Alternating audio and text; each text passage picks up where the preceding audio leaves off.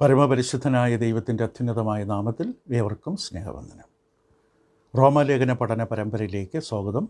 75-ാമത്തെ അവതരണം, റോമർക്കെഴുതിയ ലേഖനം. പൗലോസ് അപ്പോസ്തലൻ വളരെ വ്യക്തമായി വിശദമായി ഒരു വിശ്വാസിയെ സംബന്ധിച്ച് ദൈവമുമ്പിൽ നിലനിൽക്കുവാൻ ആവശ്യമായ അടിസ്ഥാന വിഷയങ്ങൾ നമുക്കായി നൽകി തരികയാണ്. എന്താണ് യഥാർത്ഥത്തിൽ ക്രിസ്ത്യാനിത്വത്തിൻ്റെ പ്രകൃതി, ക്രിസ്ത്യാനിത്വത്തിൻ്റെ യഥാർത്ഥ സ്വഭാവം? റോമാലേഖനത്തിലെ പ്രതിപാദ്യ വിഷയമാണ് വിശ്വാസത്താലുള്ള നീതീകരണം. വിശ്വാസത്താലുള്ള നീതീകരണം എന്ന വിഷയത്തിൽ ആ വിശ്വാസമെന്ന വിഷയത്തിന് ഊന്നൽ കൊടുത്തുകൊണ്ട് റോമാലേഖനം 4-ാം അധ്യായം അവതരിപ്പിക്കുന്നു. റോമാലേഖനം 4-ാം അധ്യായത്തിൽ നമ്മൾ അതിന് തലക്കെട്ട് കൊടുത്തത് ഗോഡ്സ് അമേസിംഗ് അക്കൗണ്ടിങ് അറേഞ്ച്മെൻറ്റ്. ദൈവം വളരെ മനോഹരമായി വിദഗ്ധമായി നമ്മുടെ ജീവിതത്തിലേക്ക് ഒരു നിക്ഷേപം തരികയാണ്. ദൈവത്തിൻ്റെ കണക്കെഴുത്ത് സമ്പ്രദായം. അതിൽ കണക്കിട്ടു എന്ന വാക്കാണ് വളരെ പ്രധാനം. കണക്കിട്ടു എന്ന വാക്കിൻ്റെ അർത്ഥം നാം കണ്ടു. സാമ്പത്തിക മേഖലയിലുള്ള വാക്കാണ്, കണക്കെഴുത്തുകാരുടെ വാക്കാണ്. നമ്മുടെ അക്കൗണ്ടിലേക്ക് നമുക്ക് അർഹതയില്ലാത്ത ഒരു ദാനം, സമ്മാനം നമ്മുടെ പേരിൽ എഴുതി ചേർക്കപ്പെട്ടു. ഇതാണ് ആ വാക്കിൻ്റെ ലളിതമായ ആശയം. ഒന്നാം വാക്യത്തിൽ നാം കണ്ടു, എന്നാൽ നമ്മുടെ പൂർവ്വപിതാവായ അബ്രഹാം ജഡപ്രകാരം എന്ത് പ്രാപിച്ചു എന്ന് പറയേണ്ടു. ഇവിടെ അബ്രഹാമിനെ ഉദാഹരണമായി പൗലോസ് അവതരിപ്പിക്കുന്നു. വിശ്വാസ ജീവിതത്തിൻ്റെ മാതൃകയായി അബ്രഹാം ദൈവത്തിൽ വിശ്വസിച്ചു എന്നവിടെ അവതരിപ്പിച്ചു. രണ്ടാമതായി യുക്തമായൊരു നിരീക്ഷണം നടത്തി. ആ നിരീക്ഷണം ഇങ്ങനെയായിരുന്നു: അബ്രഹാം പ്രവൃത്തിയാൽ നീതീകരിക്കപ്പെട്ടുവെങ്കിൽ അവനെ പ്രശംസിപ്പാൻ സംഗതിയുണ്ട്. ഉടൻ തന്നെ കൂട്ടിച്ചേർത്തു, ദൈവസന്നിധിയിലല്ല താൻ. അബ്രഹാമിൻ്റെ പ്രവൃത്തിയാണ് അബ്രഹാം നീതീകരിക്കപ്പെടാൻ കാരണമെങ്കിൽ തീർച്ചയായിട്ടും അബ്രഹാമിനെ അഭിമാനിക്കാം, പ്രശംസിക്കാം. പക്ഷേ ദൈവസന്നിധിയിൽ പറ്റില്ല. ദൈവസന്നിധിയിൽ ഒരു മനുഷ്യനും പ്രശംസിക്കാൻ പാടില്ല, പറ്റില്ല. കാരണം നീതി ദൈവത്തിൻ്റെ ദാനമാണ്. കൃപയാൽ നമുക്ക് നൽകപ്പെട്ട അനുഗ്രഹങ്ങൾ നാം വിശ്വസിക്കുകയാണ് ഇവിടെ ചെയ്യേണ്ടത്. മൂന്നാമത്തെ വാക്യത്തിൽ ഒരു നിർണായകമായ തത്വം അവതരിപ്പിക്കുകയാണ്. ഇന്ന് നാം ചിന്തിക്കാൻ പോകുന്നത് 3-ാം വാക്യമാണ്. 3-ാം വാക്യം വീണ്ടും നമ്മൾ ചിന്തിക്കും. 3-ാം വാക്യം ഇങ്ങനെ പറയുന്നു: തിരുവെഴുത്ത് എന്ത് പറയുന്നു? അബ്രഹാം ദൈവത്തെ വിശ്വസിച്ചു, അതവന് നീതിയായി കണക്കിട്ടു. അബ്രഹാം ദൈവത്തെ വിശ്വസിച്ചു, അതവന് നീതിയായി കണക്കിട്ടു. ഇതാണ് തിരുവെഴുത്ത് പറയുന്നത്. അബ്രഹാം നീതീകരിക്കപ്പെട്ടൊരു വ്യക്തിയാണ് എന്നതിൽ ആർക്കും സംശയമില്ല. പക്ഷെ നമ്മുടെ മുമ്പിലുള്ള ചോദ്യം എന്താണ്? എന്തടിസ്ഥാനത്തിലാണ് അബ്രഹാം നീതീകരിക്കപ്പെട്ടത്? അബ്രഹാം ചെയ്ത പ്രവൃത്തികളെ നോക്കിക്കൊണ്ട് ആ പ്രവൃത്തികളൊന്നും ദൈവത്തിൽ അബ്രഹാമിനെ രക്ഷിക്കാൻ പര്യാപ്തമല്ലെങ്കിൽ എന്തടിസ്ഥാനത്തിൽ ദൈവം അബ്രഹാമിനെ നീതീകരിച്ചു? പിതാവായ അബ്രഹാം. യഹൂദന്മാരോട് സംസാരിക്കാൻ പൗലോസ് അബ്രഹാം എന്ന വ്യക്തിയെ ഉദാഹരണമായി കാണിച്ചു കൊടുക്കുകയാണ്. എന്തടിസ്ഥാനത്തിലാണ് അബ്രഹാം നീതീകരിക്കപ്പെട്ടത്? തിരുവെഴുത്ത് എന്ത് പറയുന്നു? നിങ്ങളുടെ കയ്യിലുള്ള തിരുവെഴുത്ത് പരിശോധിക്കുക. തിരുവെഴുത്തിൽ എന്താ പറയുന്നത്? വളരെ സുപ്രധാനം ഒരു വേദഭാഗമാണ് പൗലോസ് ഉപയോഗിച്ചത്. തിരുവെഴുത്ത് എന്ത് പറയുന്നു എന്ന് വർത്തമാനകാലമാണ്. പറഞ്ഞു എന്നല്ല, പറയുന്നു എന്ന് പറഞ്ഞാൽ 1500-ൽ പരം വർഷങ്ങൾക്ക് മുമ്പ് എഴുതപ്പെട്ട തിരുവെഴുത്തുകൾ ഇന്നും ജീവനുള്ള പുസ്തകമായി പൗലോസ് തിരിച്ചറിയുകയാണ്. ദൈവനെ ഇന്നും വായിക്കുന്ന വ്യക്തിയുടെ ജീവിതത്തോട് സംസാരിക്കുകയാണ്. ദൈവനെ ഇന്നും നമ്മോട് ഇടപെടുകയാണ്. ഇത് ജീവനില്ലാത്ത കുറേ അക്ഷരങ്ങളല്ല. എബ്രായലേഖനം 4:12 ദൈവത്തിൻ വചനം ജീവനും ചൈതന്യമുള്ള ഇരുവായ്ത്തുള്ള വാളിനേക്കാൾ മൂർച്ചയേറിയതാണ്. ഇന്നും വചനം നമ്മോട് സംസാരിച്ചുകൊണ്ടിരിക്കും. അതുകൊണ്ടാണ് പൗലോസ് ചോദിച്ചത്, തിരുവെഴുത്ത് എന്ത് പറയുന്നു? ഉൽപ്പത്തി പുസ്തകത്തിൽ എഴുതപ്പെട്ട വേദഭാഗം അത് ഇന്നും നമ്മോട് സംസാരിക്കുകയാണ്. ഉൽപ്പത്തി 15-ന്റെ 6-ാം വാക്യമാണ് ഉപയോഗിച്ചത്. ഈ വാക്യം റോമാലേഖനം 4-ാം അധ്യായത്തിൻ്റെ മറ്റ് 4 ഭാഗങ്ങൾ ഉപയോഗിച്ചു. 3-ാം വാക്യത്തിൽ, 9-ാം വാക്യത്തിൽ, 22-ാം വാക്യത്തിൽ, 23-ാം വാക്യത്തിൽ. ഒരു വിധത്തിൽ ഉൽപ്പത്തി 15-ന്റെ വ്യാഖ്യാനമായിട്ട് റോമാലേഖനം കാണാം. അബ്രഹാമിൻ്റെ വിശ്വാസം എന്തായിരുന്നു? ഉൽപ്പത്തി 15-ന്റെ പശ്ചാത്തലം. ഉൽപ്പത്തി 15 പശ്ചാത്തലം വളരെ പ്രധാനമാണ്. പൗലോസ് ആരോടാണോ സംസാരിക്കുന്നത് അവർക്ക് സുപരിചിതമാണ്. അബ്രഹാം ഹാരാനിലായിരുന്നപ്പോൾ, അതായത് 75 വയസ്സുണ്ടായിരുന്നപ്പോൾ, ഉൽപ്പത്തി പുസ്തകത്തിൻ്റെ 12-ാം അധ്യായത്തിൻ്റെ 4-ാം വാക്യത്തിൽ നമുക്കത് കാണാൻ സാധിക്കും. ഉൽപ്പത്തി 12:4 ഇങ്ങനെ പറഞ്ഞിരിക്കുന്നു: യഹോവ തന്നോട് കൽപ്പിച്ച പോലെ അബ്രഹാം പുറപ്പെട്ടു, ലോത്ത് അവനോട് കൂടെ പോയി. ഹാരാനിൽ നിന്ന് പുറപ്പെടുമ്പോൾ അബ്രഹാമിന് 75 വയസ്സായിരുന്നു. 75 വയസ്സുണ്ടായിരുന്നപ്പോൾ അബ്രഹാം ഹാരാനിലിരിക്കുമ്പോൾ ദൈവം അവനോട് പ്രത്യക്ഷപ്പെട്ടിട്ട് പറഞ്ഞു, എൻ്റെ 2-ാം വാക്യം പറഞ്ഞതുപോലെ, ഞാൻ നിന്നെ വലിയൊരു ജാതിയാക്കും, നിന്നെ അനുഗ്രഹിച്ചതിൻ്റെ പേർ വലുതാക്കും, നീ ഒരു അനുഗ്രഹമായിരിക്കും. ഞാൻ നിന്നെ വലിയൊരു ജാതിയാക്കും, നീ എനിക്ക് അനുഗ്രഹമായിരിക്കും. 7-ാം വാക്യം പറഞ്ഞതുപോലെ യഹോവ അബ്രഹാമിന് പ്രത്യക്ഷനായി നിൻ്റെ സന്തതിക്ക് ഞാൻ ഈ ദേശം കൊടുക്കുന്ന അള്ളി ചെയ്തു. തനിക്ക് പ്രത്യക്ഷനായ യഹോവയ്ക്ക് അവൻ അവിടെ യാഗപീഠം പടുത്തു. ആളുകളെയും കൂട്ടി കനാൻ ദേശത്തിലേക്ക് പോകുവാനായിട്ട് അബ്രഹാമിനോട് ദൈവം പറഞ്ഞു, നിന്നെ ഞാൻ വലിയൊരു ജാതിയാക്കും, നിന്നെ അനുകരിച്ചതിൻ്റെ പേർ വലുതാക്കും. ഇപ്പോൾ കുറഞ്ഞ പക്ഷേ ഒരു മകനെങ്കിലും വേണം. അബ്രഹാമിനെ അനുഗ്രഹിച്ചൊരു വലിയ ജാതിയാകണമെങ്കിൽ, ദൈവത്തിൻ്റെ വാഗ്ദാനം നിലനിൽക്കണമെങ്കിൽ ഒരു മകൾ എങ്കിലും ഉണ്ടാകണം. പക്ഷെ അബ്രഹാം വർഷങ്ങൾ കഴിഞ്ഞിട്ടും അബ്രഹാം സാറയും സന്തതികളില്ലാത്തവരാണ്. അവർ വർഷം കഴിയുന്നവരും പ്രായം കുറയുകയല്ല, പ്രായം കൂടിക്കൂടി വരികയാണ്, വാർദ്ധക്യത്തിലെത്തി. മരിച്ചത് തുല്യമായ അവരുടെ ശരീരം. അബ്രഹാം അത്ഭുതപ്പെടാൻ തുടങ്ങി. ദൈവത്തിൻ്റെ വാഗ്ദാനം എങ്ങനെ സംഭവിക്കും? ഉൽപ്പത്തി പുസ്തകത്തിൻ്റെ 15-ാം അധ്യായത്തിൻ്റെ 2-3 വാക്യങ്ങൾ അബ്രഹാമിൻ്റെ ആ വാക്കുകൾ കേൾക്കാം. അതിന് അബ്രഹാം, കർത്താവ് യഹോവേ, നീ എനിക്ക് എന്ത് തരും? ഞാൻ മക്കളില്ലാത്തവനായി നടക്കുന്നുവല്ലോ. എൻ്റെ അവകാശി ദമസ്കക്കാരനായി എലിയാസർ അത്രേ എന്ന് പറഞ്ഞു. നീ എനിക്ക് സന്തതിയെ തന്നിട്ടില്ല. എൻ്റെ വീട്ടിൽ ജനിച്ച ദാസൻ എൻ്റെ അവകാശിയാകുന്നു എന്ന് അബ്രഹാം പറഞ്ഞു. അബ്രഹാമിന് 85 വയസ്സായപ്പോൾ, ഉൽപ്പത്തി 16:16, ഹാഗാർ അബ്രഹാമിന് ഇസ്മയിലിനെ പ്രസവിച്ചപ്പോൾ അബ്രഹാമിന് 86 വയസ്സായിരുന്നു. സാറയുടെ നിർദ്ദേശപ്രകാരം അബ്രഹാം ഹാഗാറിനെ കല്യാണം കഴിച്ചു. ഹാഗാറിന് ഒരു മകനുണ്ടായി. പക്ഷേ ദൈവം വാഗ്ദാനം ചെയ്ത സന്തതി ആയിരുന്നില്ല അത്. അന്നേരം 85 വയസ്സായി. അവിടെ വെച്ച് ദൈവം വീണ്ടും അബ്രഹാമിന് ഇടപെടും. 15-ാം അധ്യായത്തിൻ്റെ 5-6 വാക്യങ്ങളിൽ ദൈവം ഇങ്ങനെ പറഞ്ഞു, പിന്നെ അവനെ പുറത്തേക്ക് കൊണ്ടുവന്ന് ആകാശത്തിലേക്കാണ്. മക്കളില്ല, സന്തതിയില്ല എന്ന് പരാതി പറഞ്ഞപ്പോൾ ദൈവം അബ്രഹാമിനെ പുറത്തേക്ക് കൊണ്ടുവന്നു. അബ്രഹാമിലേക്ക് മാത്രം നോക്കി, തൻ്റെ ശരീരത്തിലേക്ക് നോക്കി. ദൈവം അബ്രഹാമിൻ്റെ ആ നിരാശ നിറഞ്ഞ ചിന്തകളിൽ നിന്ന് അബ്രഹാമിൻ്റെ ചിന്തകളെ മാറ്റി തന്നിലേക്ക്, സർവശക്തനായ ദൈവത്തിൻ്റെ അത്യുന്നതമായ ശക്തിയിലേക്ക് കേന്ദ്രീകരിച്ചു. അതുകൊണ്ട് ദൈവം പറഞ്ഞു, നീ ആകാശത്തിലേക്ക് നോക്ക്, നിൻ്റെ നോട്ടം ആകാശത്തിലേക്ക്. നക്ഷത്രങ്ങളെ എണ്ണാൻ കഴിയുമെങ്കിൽ എണ്ണുക. നിൻ്റെ കഴിവില്ലായ്മയും ഞാൻ ആരെന്നുള്ള വലിപ്പവും കാണിച്ചു കൊടുത്തു ദൈവം. നിൻ്റെ സന്തതി ഇങ്ങനെയാകും എന്ന് അവനോട് കൽപ്പിച്ചു. അവൻ യഹോവയിൽ വിശ്വസിച്ചു, അത് അവന് നീതിയായി കണക്കിട്ടു. ഇതാണ് പശ്ചാത്തലം. അപ്പോൾ അബ്രഹാം വീണ്ടും ഉറപ്പ് കൊടുക്കുകയാണ്, ഈ വണ്ണം നിൻ്റെ സന്തതിയാകും, നിൻ്റെ സന്തതി ഇങ്ങനെയാകും. നക്ഷത്രങ്ങളെ കാണിച്ച്, മനുഷ്യനെ എണ്ണാൻ കഴിയാത്ത നക്ഷത്രക്കൂട്ടങ്ങൾ അന്നത്തെ തെളിഞ്ഞ ആകാശത്തിൽ വ്യക്തമായി കാണുന്ന മിന്നിത്തിളങ്ങുന്ന നക്ഷത്രങ്ങളെ കാണിച്ചുകൊണ്ട് ദൈവം പറഞ്ഞു, അബ്രഹാം, നീ എണ്ണാൻ പറ്റുമെങ്കിൽ എണ്ണ, നിൻ്റെ കഴിവെന്താണ്? അബ്രഹാമിന് മനസ്സിലായി, ദൈവം ഒരു കാര്യം പറഞ്ഞാൽ നമ്മുടെ ചിന്തകൾക്കനുസരിച്ചല്ല, നമ്മൾ തീരുമാനിച്ച സമയത്തല്ല, അത് സംഭവിക്കുക തന്നെ ചെയ്യും. അബ്രഹാം ദൈവത്തെ വിശ്വസിച്ചു, അതവന് നീതിയായി കണക്കിട്ടു എന്ന് എഴുതിയിരിക്കുന്നു. അപ്പോൾ 2 കാര്യങ്ങൾ നാം ഉൽപ്പത്തി 15:6 പഠിക്കുമ്പോൾ മനസ്സിലാക്കണം. അബ്രഹാം ആദ്യമായിട്ടല്ല ദൈവത്തെ വിശ്വസിക്കുന്നത്. ഉൽപ്പത്തി 15:6 അബ്രഹാം ദൈവത്തെ വിശ്വസിച്ചു, അതവന് നീതിയായി കണക്കിട്ടു എന്ന് പറയുന്ന ആ സമയത്തല്ല ദൈവം ആദ്യമേ അബ്രഹാമിനെ വിശ്വസിക്കുന്നത്. അബ്രഹാം ദൈവത്തെ നേരത്തെ തന്നെ വിശ്വസിക്കുന്നവനാണ്. പ്രവൃത്തിയുടെ പുസ്തകം 7-ാം അധ്യായത്തിൻ്റെ 2-ാം വാക്യത്തിൽ സ്തേഫാനോസ് ഇസ്രായേലിൻ്റെ ചരിത്രം അവതരിപ്പിക്കുമ്പോൾ, പ്രസംഗിക്കുമ്പോൾ ഇങ്ങനെ പറയും. പ്രവൃത്തിയുടെ പുസ്തകം 7-ാം അധ്യായം 2-ാം വാക്യത്തിൽ ഇങ്ങനെ പറഞ്ഞു, സഹോദരന്മാരും പിതാക്കന്മാരെ പുരുഷന്മാരെ കേൾപ്പി, നമ്മുടെ പിതാവായ അബ്രഹാം ഹാരാനിൽ വന്ന് പാർക്കും മുമ്പേ മെസൊപ്പൊത്താമ്യയിൽ ഇരിക്കുമ്പോൾ തന്നെ തേജോമയനായ ദൈവം പ്രത്യക്ഷനായി, നിൻ്റെ ദേശത്തെ നിൻ്റെ ചാർച്ചക്കാരെയും വിട്ട് ഞാൻ നിന്നെ കാണിച്ച ദേശത്തേക്ക് പോകാമെന്ന് പറഞ്ഞു. മെസൊപ്പൊത്താമ്യയിൽ ഇരിക്കുമ്പോൾ തന്നെ, ഹാരാനിൽ വന്ന് പാർക്കുന്നതിന് മുമ്പ്. ഉൽപ്പത്തി ഹാരാനിലെ കാര്യം മുതലാണ് വായിച്ചു തുടങ്ങിയത്. അതിന് മുമ്പ് അബ്രഹാമിനോട് ദൈവം പറഞ്ഞു, നീ ഇവിടെ വിട്ടു പോകണം. ഉൽപ്പത്തി 15:7 നമ്മൾ കണ്ടു. അത് നെഹമ്യാ 9:7 കാണാം. ഉൽപ്പത്തി 15:7 കണ്ടത് നെഹമ്യാവിൻ്റെ 9:7 പറയും. അവിടെ പറഞ്ഞ ഇപ്രകാരമാണ്, പിന്നെ അവനോട്, നീ ഈ ദേശത്ത് നിനക്ക് അവകാശമായി തരുവാൻ കൽദയപ്പെട്ട ഊരിൽ നിന്ന് ഞാൻ നിന്നെ കൂട്ടിക്കൊണ്ടുവന്ന യഹോവയെ ഞാനാകുന്നു. ദൈവം കൂട്ടിക്കൊണ്ടുവന്നവനാണ്. അപ്പം ഉൽപ്പത്തി 15:6 ദൈവം നക്ഷത്രങ്ങളെ എണ്ണാനൊക്കെ പറയുന്ന പശ്ചാത്തലത്തിൽ അബ്രഹാം ദൈവത്തെ വിശ്വസിച്ച് അതവന് നീതിയായി കണക്കിട്ടു. ഉൽപ്പത്തി 15:6 ആദ്യമായിട്ട് അബ്രഹാം ദൈവത്തെ വിശ്വസിക്കുന്നത്. അബ്രഹാം ദൈവത്തെ നേരത്തെ വിശ്വസിക്കുന്നവനാണ്. പല 12-ാം അധ്യായത്തിൽ നമ്മൾ കണ്ടു, നീ എല്ലാം വിട്ട് പുറത്തേക്ക് ഇറങ്ങാൻ പറഞ്ഞു. അതേപോലെ ഇറങ്ങിത്തിരിച്ചു. അബ്രഹാം ദൈവത്തെ നേരത്തെ വിശ്വസിക്കുന്നവനാണ്.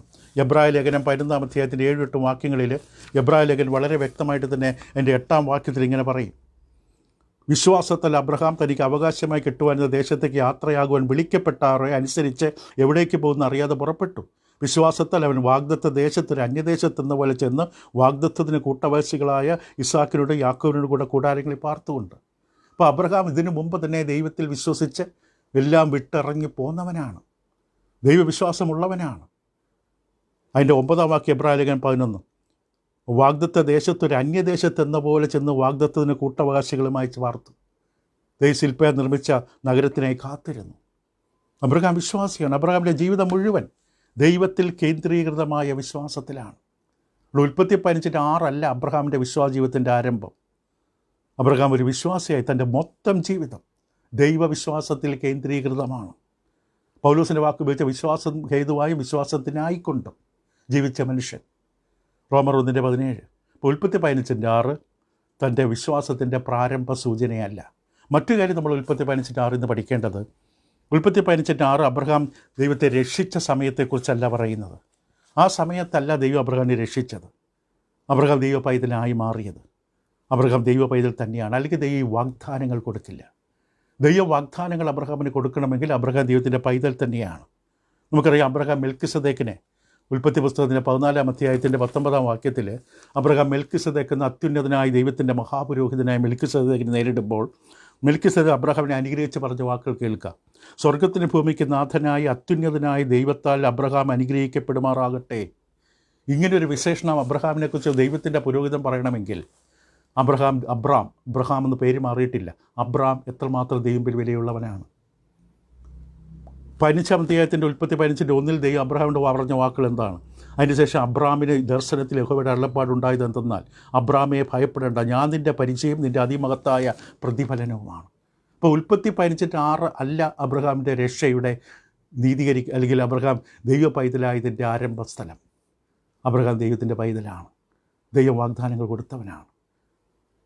ദൈവം എന്ന പ്രതിഫലമുള്ളവനാണ്. അതുകൊണ്ട് ഒരു സംശയമില്ല, അബ്രഹാം ഉൽപ്പത്തി 15:6 മുതൽ മുമ്പേ തന്നെ ദൈവം നീതീകരിക്കപ്പെട്ട വ്യക്തിയാണ്. ദൈവം അംഗീകരിച്ച വ്യക്തിയാണ്. ആ വാക്ക് നമ്മൾ ഉപയോഗിക്കുമ്പോൾ ഒരുപക്ഷെ ആശയക്കുഴപ്പം വരാം. ദൈവം അംഗീകരിച്ച സ്നേഹിച്ച വ്യക്തിയാണ് അബ്രഹാം. ദൈവത്തിൻ്റെ സ്നേഹിതനാണ്. നമ്മൾ കഴിഞ്ഞ ദിവസം പഠിച്ചു. ഇതൊക്കെ സത്യമായിരിക്കുമ്പോൾ പിന്നെ എന്തുകൊണ്ടാണ് പൗലോസ് ഉൽപ്പത്തി 15:6 ഉപയോഗിച്ചത്? അബ്രഹാമിൻ്റെ നീതീകരണം, വിശ്വാസത്താലുള്ള നീതീകരണത്തിൻ്റെ അടിസ്ഥാനമായി. കുറഞ്ഞ പക്ഷേ 4 കാരണങ്ങൾ നമുക്കതിനുണ്ട്. ഒന്ന്, ദൈവവിശ്വാസിയമായ എഴുത്തുകാർ അബ്രഹാമിൻ്റെ വിശ്വാസത്തെക്കുറിച്ച് പറയുമ്പോൾ ഉൽപ്പത്തി 15:6 മുമ്പ് തന്നെ പറയുമ്പോൾ അത് വാക്കുപയോഗിച്ചിട്ടില്ല. പക്ഷെ ആദ്യമായിട്ടാണ് ഉൽപ്പത്തി 15:6 ആദ്യമായി അബ്രഹാം ദൈവത്തിൽ വിശ്വസിച്ചു എന്ന പ്രയോഗം കാണപ്പെടുന്നത്. അതിന് മുമ്പ് അബ്രഹാം ദൈവത്തിൽ വിശ്വസിച്ചവനാണ്. നമ്മൾ മെൽക്കിസദേക്കിൻ്റെ വാക്കുകളും ദൈവത്തിൻ്റെ വാഗ്ദാനങ്ങൾ കിട്ടിയതൊക്കെ കണ്ടു. പക്ഷെ ആദ്യമായിട്ടാണ് ബൈബിളിൽ അബ്രഹാം ദൈവത്തെ വിശ്വസിച്ചു എന്ന പ്രയോഗം ആദ്യമായി പ്രത്യക്ഷപ്പെടുന്നത് ഉൽപ്പത്തി 15:6 ഭൂമിയിൽ ആദ്യം വിശ്വാസമുള്ള വ്യക്തിയല്ല അബ്രഹാം. വിശ്വസിക്കുക എന്ന വാക്ക് ആദ്യമായിട്ട് ഉൽപ്പത്തി 15:6 കാണുന്നത്. അതിനുമ്പ് ആ വാക്കില്ല. അതിൻ്റെ അർത്ഥം അതിനുമ്പ് ആരും വിശ്വാസികളില്ലെന്നല്ല. ഹാബേൽ വിശ്വാസിയായിരുന്നു, ഹാനോക്ക് വിശ്വാസിയായിരുന്നു, നോഹ വിശ്വാസിയായിരുന്നു. പക്ഷെ പ്രത്യേകം എടുത്തു പറഞ്ഞിട്ടില്ല, ആ വാക്കോട് ഉപയോഗിക്കുന്നില്ല. പക്ഷെ ആദ്യമായിട്ട് ഉൽപ്പത്തി പുസ്തകത്തിൽ വിശ്വസിച്ചു എന്ന വാക്ക് കാണുന്ന അബ്രഹാമിൻ്റെ കാര്യത്തിൽ. അതുകൊണ്ടാണ് ഉൽപ്പത്തി 15:6 പൗലോസ് ഉപയോഗിച്ചത്. അബ്രഹാം നീതീകരിക്കപ്പെട്ടു, നീതിമാനായി ദൈവം അംഗീകരിച്ചു. പക്ഷേ ഈ സന്ദർഭത്തിന് മുമ്പ് തന്നെ അത് സംഭവിച്ചു. നീതി എന്ന വാക്കും ആദ്യമായി കാണുന്ന ഉൽപ്പത്തി 5:6 അബ്രഹാം ദൈവത്തിൽ വിശ്വസിച്ച് അതവന് നീതിയായി കണക്കിട്ട്. നീതി എന്ന വാക്കും ആദ്യമായി പരാമർശിക്കപ്പെടുന്നത് ഉൽപ്പത്തി 15:6 അതുകൊണ്ടാണ് പൗലോസ് ഉൽപ്പത്തി 15:6 ഉപയോഗിച്ച് റോമലേഖനം 4 കൈകാര്യം ചെയ്തത്. കൂടാതെ അബ്രഹാം നീതീകരിക്കപ്പെട്ടത് വിശ്വാസത്തിൻ്റെ അടിസ്ഥാനത്തിലെന്ന് ഉൽപ്പത്തി 15:6 കാണിച്ചിരുന്നു. വിശ്വാസത്തിൻ്റെ അടിസ്ഥാനത്താലാണ് നീതീകരണം സംഭവിച്ചത്. അവസാനമായി കാലക്രമപ്രകാരം ഈ പ്രസ്താവന നടക്കുന്നത് അബ്രഹാം പരിച്ഛേദന ഏൽക്കുന്നതിന് 14 വർഷം മുമ്പാണ്. പരിച്ഛേദന എന്ന ദൈവത്തിൻ്റെ ഉടമ്പടിയുടെ അടയാളം സ്വീകരിക്കുന്നതിന് 14 വർഷം മുമ്പാണ് ഉൽപ്പത്തി 15:6 പ്രസ്താവന. മാത്രമല്ല ഏകദേശം 430 വർഷങ്ങൾക്ക് ശേഷം ഉൽപ്പത്തി 15:6 പറയുന്ന അബ്രഹാം ദൈവത്തിൽ വിശ്വസിച്ചു എന്ന് പറയുന്ന ആ സംഭവത്തിൻ്റെ 430 വർഷങ്ങൾക്ക് ശേഷമാണ് മോശയുടെ ന്യായപ്രമാണം കിട്ടുന്നത്. അത് ഗലാത്യ ലേഖനം 3-ാം അധ്യായത്തിൻ്റെ 16-17 വാക്യങ്ങളിൽ പൗലോസ് അപ്പോസ്തലൻ പറയും. വളരെ ശ്രദ്ധയോടുകൂടി മാത്രം ചിന്തിക്കുക. കാരണം ഈ സംഭവങ്ങളൊക്കെ നമ്മൾ കണക്ട് ചെയ്ത് ചിന്തിക്കുമ്പോൾ ഗലാത്യ 3-ന്റെ 16-17 വാക്യങ്ങൾ വായിച്ചു കഴിഞ്ഞാൽ നമുക്കിങ്ങനെ കാണാൻ സാധിക്കും. എന്നാൽ അബ്രഹാമിനും എൻ്റെ സന്തതിക്കും വാഗ്ദത്തങ്ങൾ ലഭിച്ചു. സന്തതികൾക്കുമെന്ന് അനേകരെക്കുറിച്ചല്ല, നിൻ്റെ സന്തതിക്കുമെന്ന് ഏകനെക്കുറിച്ച് അത്രേ പറയുന്നത്. അത് ക്രിസ്തു തന്നെ. ഞാൻ പറയുന്നതിൻ്റെ താല്പര്യമോ 430 ആണ്ട് കഴിഞ്ഞിട്ടുണ്ടായ ന്യായപ്രമാണം വാഗ്ദത്തത്തെ നീക്കുവാൻ തക്കവണ്ണം അത് ദൈവം മുമ്പുണ്ടാക്കിയ നിയമത്തെ ദുർബലമാക്കുന്നില്ല. ന്യായപ്രമാണം മോശയിലൂടെ ലഭിക്കുന്ന 430 വർഷങ്ങൾക്ക് മുമ്പാണ് ദൈവം അബ്രഹാമിന് വാഗ്ദാനങ്ങൾ കൊടുത്തത്. നമ്മൾ കണ്ടു 14 വർഷത്തിന് മുമ്പ് അബ്രഹാം പരിശീലന ഏൽക്കുന്നതിന് 14 വർഷത്തിന് മുമ്പ്. അത് ഉൽപ്പത്തി 16-ാമത്തെ അതിൻ്റെ 1, 16, 17, 1, 9, 24 വാക്യങ്ങൾ വായിച്ചാൽ പ്രത്യേകിച്ച് ഒരു വാക്യം മാത്രം നമുക്ക് വായിക്കാം. ഉൽപ്പത്തി പുസ്തകത്തിൻ്റെ 17-ാം അധ്യായത്തിൻ്റെ 24-ാമത്തെ വാക്യം. അവിടെ പറയുന്നു, അബ്രഹാം പരിച്ഛേദന ഏറ്റപ്പോൾ അവന് 99 വയസ്സായിരുന്നു. 99-ാമത്തെ വയസ്സിലാണ് അബ്രഹാം പരിച്ഛേദന ഏറ്റത്. അതുകൊണ്ട് 75-ാമത്തെ വയസ്സിലാണ് അബ്രഹാം ഇറങ്ങിയത് പുറത്തേക്ക്. 99 വയസ്സിൽ പരിച്ഛേദന ഏറ്റു. അപ്പോൾ നമുക്ക് കാണാൻ സാധിക്കും എത്ര വർഷം കഴിഞ്ഞു. 85-ാമത്തെ വയസ്സിലാണ് അബ്രഹാം ദൈവം ഉറപ്പ് കൊടുത്തത്. 15-ാം അധ്യായത്തിലെ സംഭവം നടക്കുന്നത്. അപ്പോൾ 15-ാം അധ്യായം 85-ാമത്തെ വയസ്സ്, ഇപ്പോൾ 99, ഇപ്പം 14 വർഷം വ്യക്തമായി കാണാം. ഉൽപ്പത്തി 15-6 ഒരു പ്രത്യേക സാഹചര്യത്തെക്കുറിച്ച് സംഭവത്തെ അടിസ്ഥാനമാക്കി നൽകപ്പെട്ടിരിക്കുകയാണ്. അപ്പോൾ ഇത് അബ്രഹാമിൻ്റെ മുഴുവൻ ജീവിതത്തിൻ്റെ അടിസ്ഥാന വ്യാഖ്യാനമായി നിർവചനമായി കാണാൻ കഴിയും. അബ്രഹാം ദൈവത്തെ വിശ്വസിച്ചു, അതവന് നീതിയായി കണക്കിട്ടു. ഗലാത്യലേഖനം 3-ാമത്തെ 6-9 പൗലോസ് ഈ ഭാഗത്തിൽ ഗലാത്യലേഖനം 3-6-9 പൗലോസ് ഉൽപ്പത്തി പുസ്തകം 12-ാം അധ്യായത്തിലെ സംഭവവുമായി ബന്ധപ്പെടുത്തും. അപ്പോൾ അബ്രഹാം എല്ലാവർക്കും പ്രിയപ്പെട്ട വിഷയമാണ്, കഥാപാത്രമാണ്. ഗലാത്യലേഖനം 3-6-9 നമ്മൾ വായിക്കുമ്പോൾ അബ്രഹാം ദൈവത്തിൽ വിശ്വസിച്ചു, അതവന് നീതിയായി കണക്കിട്ടു എന്ന് അവിടെ പറയും. അവിടെ കണക്ട് ചെയ്യുന്നത്, ബന്ധപ്പെടുത്തുന്നത് ഉൽപ്പത്തി 12-ൽ അബ്രഹാമിൻ്റെ ദൈവം പുറത്തേക്ക് വിളിക്കുന്ന സന്ദർഭത്തിൽ കാര്യമാണ്. യാക്കോബ് 2-ാം അധ്യായത്തിൻ്റെ 21-24 വരെയും അവിടെയും യാക്കോബും അബ്രഹാമിനെ ഉപയോഗിച്ച് സംസാരിക്കും. അവിടെ യാക്കോബ് 2-ാം അധ്യായം അതിൻ്റെ 21 മുതൽ 24 വേദഭാഗത്തിൽ യാക്കോബ് പറയുന്ന ഇപ്രകാരമാണ്: നമ്മുടെ പിതാവായ അബ്രഹാം തൻ്റെ മകനെ ഇസ്ഹാക്കിനെ യാഗപീഠത്തിൽ അർപ്പിച്ചിട്ട് പ്രവൃത്തിയാലല്ലോ നീതിരിക്കപ്പെട്ടത്. അവൻ്റെ പ്രവൃത്തിയോടുകൂടെ വിശ്വാസം വ്യാപരിച്ചുവെന്നും പ്രവൃത്തിയാൽ വിശ്വാസം പൂർണ്ണമായി എന്നും കാണുന്നുവല്ലോ. അബ്രഹാം ദൈവത്തെ വിശ്വസിക്കുകയും അതവന് നീതിയായി കണക്കെടുക്കുകയും ചെയ്തു. അവിടെ യാക്കോബ് ഇതേ വാക്യം ഉപയോഗിക്കുന്നു. ഇവിടെ തൻ്റെ മകനെ അർപ്പിച്ചതിൻ്റെ അടിസ്ഥാനത്തിൽ. ഇപ്പോൾ ഇവിടെയെല്ലാം പുതിയ നിയമത്തിൽ പലയിടത്തും ഈ ബന്ധത്തിൽ നമുക്ക് കാണാൻ സാധിക്കും. ഇപ്പോൾ പൗലോസ് റോമാലേഖനം 4 ഇതേ അധ്യായ വാക്യം ഉപയോഗിച്ച് ഉൽപ്പത്തി 15-6. മാത്രമല്ല, ഒരു പ്രധാനപ്പെട്ട കാരണം ഉൽപ്പത്തി 15-6 എടുത്ത് റോമാലേഖനം 4 പൗലോസ് അബ്രഹാമിനെക്കുറിച്ച് പരാമർശിക്കേണ്ട പ്രധാനപ്പെട്ട കാരണം ഉൽപ്പത്തി 15-6 നമ്മൾ കൃത്യമായി പരിശോധിക്കുമ്പോൾ അവിടെ പറയുന്നത് അബ്രഹാം ദൈവത്തെ വിശ്വസിച്ചു, അത് അവന് നീതിയായി കണക്കിട്ടു. പ്രവൃത്തി എന്ന പരാമർശം അവിടെ ഇല്ല. അബ്രഹാം ചെയ്ത പ്രവൃത്തിയുടെ അടിസ്ഥാനത്തിലാണ് നീതീകരിക്കപ്പെട്ടു എന്ന് വ്യക്തമായിട്ട് ഒഴിവാക്കിയിരിക്കുന്നു. അബ്രഹാം ദൈവത്തെ വിശ്വസിച്ചു, അതവന് നീതിയായി കണക്കിട്ടു. ചില യഹൂദ ദുരുപദേഷ്ടക്കന്മാർ ഈ വേദഭാഗത്തെ വളച്ചൊടിക്കാനും അല്പം പരിഷ്കാരങ്ങൾ വരുത്തുവാനും ശ്രമിച്ചിട്ടുണ്ട്. കാരണം വിശ്വാസത്താൽ നീതീകരിക്കപ്പെട്ടു എന്ന് ഉൾക്കൊള്ളാൻ ബുദ്ധിമുട്ടായതുകൊണ്ട് അവരിങ്ങനെ എഴുതി വെച്ചു, അബ്രഹാം വിശ്വസ്തനായിരുന്നു, അതുകൊണ്ടാണ് അവൻ നീതിമാനായി കണക്കിട്ടത്. അങ്ങനെയല്ല വചനം പറയുന്നത്. അബ്രഹാം ദൈവത്തിൽ വിശ്വസിച്ചു എന്നാണ്. യഹൂദന്മാരെ സംബന്ധിച്ച് അവർക്കറിയാം അബ്രഹാം വളരെ വിശിഷ്ടനായ വ്യക്തിയാണ്, അന്നത്തെ കാലഘട്ടത്തിൽ ജീവിച്ച ഏറ്റവും നല്ല മനുഷ്യനാണ്, അതിന് യാതൊരു സംശയമില്ല. അബ്രഹാം ദൈവത്തിൻ്റെ വെളിച്ചത്തിൽ നടന്നു.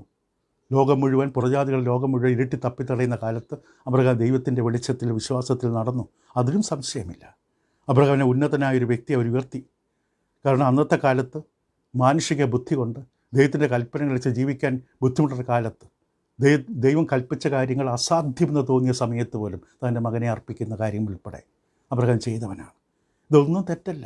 യഹൂദന്മാരെ പറയുന്ന ആ വിഷയങ്ങളിലൊന്നും തെറ്റില്ല. പക്ഷേ അവർ തെറ്റിപ്പോയി ഒരേ ഒരു കാര്യത്തിലാണ്. കാരണം അവർ പറഞ്ഞതിൽ തെറ്റ് സംഭവിച്ചത് അബ്രഹാമിനെ ദൈവം നീതീകരിച്ചത് അബ്രഹാമിനുള്ള നന്മകളുടെ അടിസ്ഥാനത്തിലാണ്, അബ്രഹാമിൻ്റെ വിശ്വസ്ത ജീവിതത്തിൻ്റെ അടിസ്ഥാനത്തിലാണ് എന്ന് പറയുന്നിടത്ത് തെറ്റി. അതിൻ്റെ അടിസ്ഥാനത്തിലല്ല ദൈവം അബ്രഹാമിനെ നീതീകരിച്ചത്. അബ്രഹാമിനെ ദൈവം നീതീകരിച്ചത്, ഇന്നും ദൈവം ആരെ നീതീകരിക്കുന്നത് വിശ്വാസത്തിൻ്റെ അടിസ്ഥാനത്തിലാണ്. ഇതാണ് പൗലോസ് പറയാൻ ആഗ്രഹിക്കുന്നത്. വിശ്വാസത്തിൻ്റെ അടിസ്ഥാനത്തിൽ അബ്രഹാം ദൈവത്തിൽ വിശ്വസിച്ചു. അബ്രഹാമിൻ്റെ ജീവിതത്തിൽ അനുഗ്രഹമായ, ഉന്നതമായ, ശ്രേഷ്ഠമായ പ്രവൃത്തികളൊക്കെ ഉണ്ട്. പക്ഷേ ദൈവം അബ്രഹാമിനെ നീതീകരിച്ചത് വിശ്വാസത്തിൻ്റെ അടിസ്ഥാനത്തിലാണ്. ഇതിനെക്കുറിച്ച് നമുക്ക് കൂടുതലായിട്ട് അടുത്ത ദിവസങ്ങളിൽ ചിന്തിക്കുന്ന വളരെ ശ്രദ്ധയോടുകൂടി മാത്രം മനസ്സിലാക്കേണ്ട വിഷയമാണ്. അബ്രഹാമിനെ എടുത്തുകൊണ്ട് പുതിയ നിയമം വ്യക്തമായി സംസാരിക്കുന്നു. റോമലേഖനം 4 ഉൽപ്പത്തി 15-6 തമ്മിലുള്ള ബന്ധം, യാക്കോബ് അതിനെ ഉപയോഗിച്ച രീതി, ഗലാത്യലേഖനത്തിൽ പൗലോസ് വീണ്ടും ഉപയോഗിക്കുമ്പോൾ അബ്രഹാം ദൈവത്തെ വിശ്വസിച്ചു, അതവന് നീതിയായി കണക്കിട്ടു. എത്ര ശക്തമായൊരു വേദഭാഗം ഇന്ന് നമ്മോട് സംസാരിക്കുന്ന വേദഭാഗം. കാരണം ദൈവം എന്നെ ജീവനുള്ളതാണ്. ദൈവം നിങ്ങളെ സഹായിക്കട്ടെ. തുടരാം അടുത്ത പഠനത്തിൽ. Thank you.